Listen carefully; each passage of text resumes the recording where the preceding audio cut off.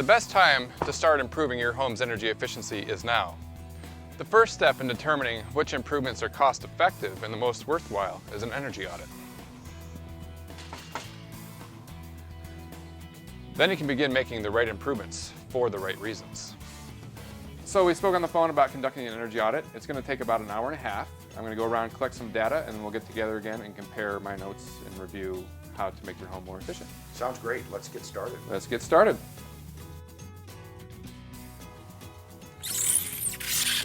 So the roof collects and sheds water. The goal of the roof is to shed water off of the house, and the goal of these gutters here is to collect that water and control it. And what gutters do is they channel the water to the downspout. The downspout then transfers the water down to the ground, and this downspout extension is pitched backwards. So the water is draining back towards the house and ends up puddling right in here. The amount of water that is concentrated on the roof creates a substantial pool here. That water seeps in through the block wall and the cracks in the block wall and can cause moisture problems in the crawl space. Another thing we are concerned about is attic ventilation. So we're going to look along the eaves here and try to find some roof vents because we want the attic to be well ventilated. So this wall is about 56 feet long. He's got one vent. You can see it's a very fine screen that's been painted over. So the amount of air that actually penetrates that screen is minimal. And I'm going to say his attic is underventilated. So I'm going to set up the blower door. The blower door measures air infiltration into the home. It's a valuable tool for finding and locating leaks or air infiltration into the home. So we're establishing a baseline pressure of the house. We're measuring the inside of the house pressure in relation to outside of the house. I'm going to turn on the air handler. When I do that, I measure the pressure difference between inside of the house here and this tube that runs outside of the house. The supply ductwork is forcing air into this house. It also tells me that the return ductwork is not so much pulling air from the house, it's pulling air from somewhere else other than inside the house.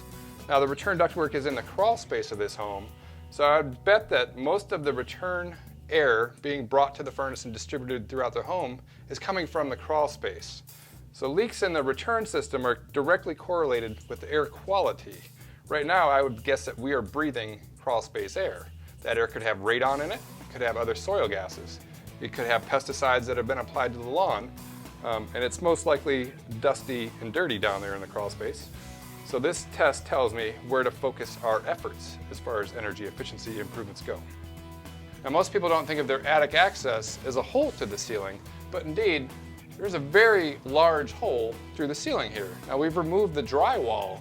However, when we put the drywall back, it still has leakage around all of the seams. So one of the things we do is we try to get that hole as airtight as possible to stop warm air from rising up out of the attic. You can see that air is being drawn in by my fan. So one of the things we're going to do is when we air seal the floor of this home, we're going to secure all of these boots to the house and seal the boot to the wood floor so that this hole in the floor is airtight. We look at the level of insulation in the attic. This home is insulated to an R value of 38. Insulation only works when it's against an airtight surface. So this insulation that is over the ceiling is all doing a great job. However, there is a very large, what we call a thermal bypass. We've got an area where the ceiling has failed, and that creates a break in the air boundary, or the pressure boundary. So if I were to look with a camera, an infrared camera, we would see that all of these walls inside the house are extremely cold and sometimes hot in the summer. So our goal is to restore the air barrier and make this area airtight again, and then put insulation back on top of it so that the insulation is doing its job of keeping the home warm. So the homeowner expressed a concern over attic ventilation, and indeed he should have, because as you can see, the blown insulation is tight against the roof deck back there. The insulation limits the amount of air that comes through those vents to ventilate this attic. So part of our process is going to be locating the vents and then removing the insulation from there to create an unobstructed pathway for air to ventilate the attic properly.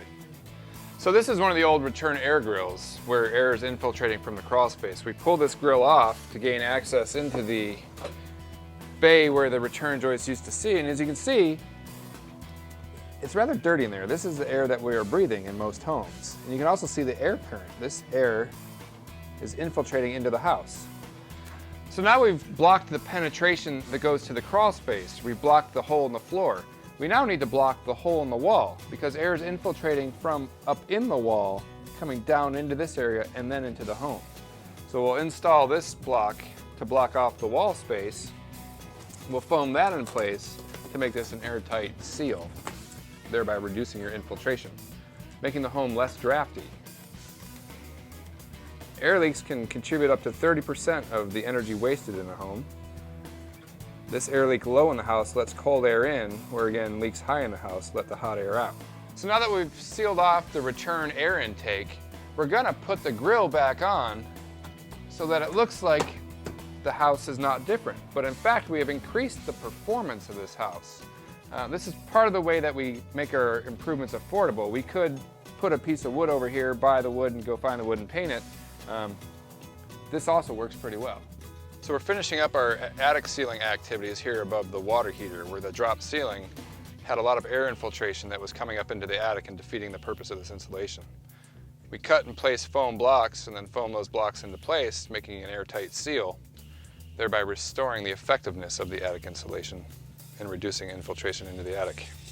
So while we were inspecting the attic, we saw that the insulation had covered the vents to the soffit. We have dragged that insulation back, and we will ask our insulator to install baffles before they re-insulate this area to keep that pathway open and this attic well ventilated.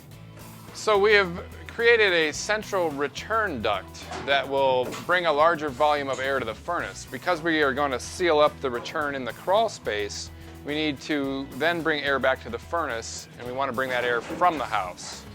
So Dan is putting in a return air system, and we're going to hide it in this closet. That return will connect to the main part of the house, and we're going to put a filter grill on that return so that the homeowner does not have to go into his crawl space to change his furnace filter. He will be able to simply change his furnace filter at the wall. So we just took a look inside the closet on the other side of this wall. That closet is where the return air grill is coming up into the box here. Now we're going to put a new return air grill through this wall. That return grill is going to bring air back to the furnace. The reason why we're doing this is because we have eliminated some of the old returns that do not work. This central return will help bring air from the whole expanse of this side of the house and return it to the furnace. So the furnace is down in the crawl space. When I'm not wearing my mask, I can fully understand what the homeowner is saying about his allergies acting up. The dust down here is a fine powder, and it's very aggravating. Whenever we're in these areas, we wear full face protection just for that matter. So his return was using joist bays. Joist bays are the wood members that support the floor. It had this cardboard that was compromised the effectiveness of the return ductwork. The return ductwork is just pulling air into all of these little types of holes, and it's really not doing any good, and you can see it's extremely dirty. So we have gone ahead and put in a new return trunk. This is going to connect to that closet that we looked at earlier. We've also crawled inside of the trunk and sealed up all of the joints inside here. So all these tabs that you see on the inside are sealed so that this is going to be an airtight assembly. Making ductwork airtight is a #1 priority, and it's easy to do at this phase. So repairing ductwork really is a great cost-effective improvement. It improves the air quality of the home, and it helps balance heat throughout the home more consistently. All right, so when we were under the house, we noticed that this duct was actually disconnected.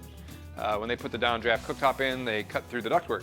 So when the homeowner was heating the house, you put your hand here, you would feel air coming from this vent. What it was actually the return was sucking air from the crawl space through this vent. It was not the furnace pushing air to this vent. So this whole corner was also blown out. We have patched it with metal and then sealed the boot to the floor. So normally we used to have air infiltration along the edges here.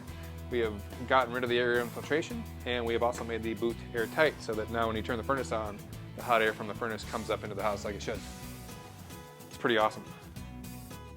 So a lot of homes don't have enough return air being brought back to the furnace. This home is one of those homes. We've actually added a second air intake, which will double the amount of air that the furnace can treat, and we do our measurements to make sure that we are still within tolerances of the manufacturer. We've added a filter grill. The homeowner used to have to go in his crawl space in order to change his furnace filters, and now he can stand in his house and change his furnace filters. So this is one of the old return air intakes. We have abandoned the system. The return used to pull air in here and pull it down the stud bays and then through floor joists and through the crawl space.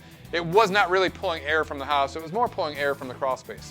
So we've improved that system to something new, modern, sleek looking.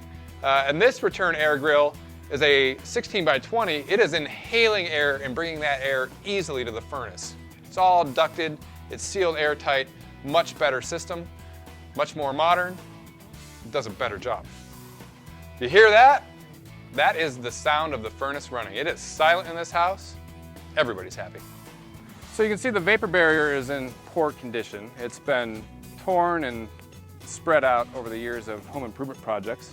There's also a lot of miscellaneous debris down here, and again, the exposed dusty dirt. So when we come in, we're gonna put down a nice new vapor barrier and cover up all this and grade out any bumps and humps and make it a nice level area. You wouldn't want to live down here, but this is still part of your home and it should be treated as such.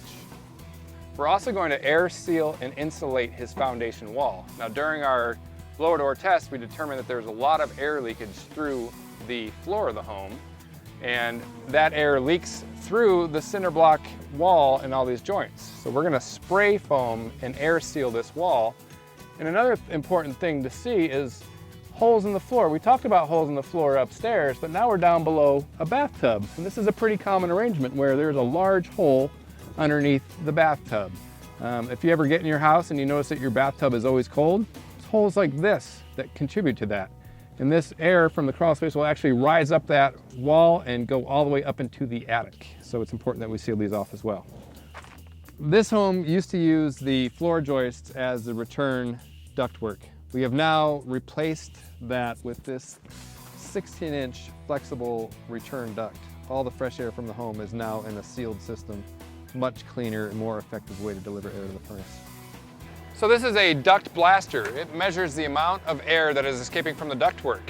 It helps us identify leaks, quantifies how big the leaks are, and it's a good tool to use for quality control. We can now verify that our duct system is as tight as we can possibly get it, and indeed it is. Just getting the vapor barrier down has really been a vast improvement to this crawl space. So key components of a conditioned crawl space are a nice vapor barrier, as well as a air sealed and insulated foundation wall. We've sealed the whole perimeter of this house. It's now airtight. The floor is airtight to the framing members. Framing members are airtight to the concrete wall. The concrete wall has been sealed airtight, and the foam acts as an insulation. It actually stops the heat from the home from radiating out to the environment. It's pretty cool stuff. We're pretty stoked about doing it. So let's get out of here.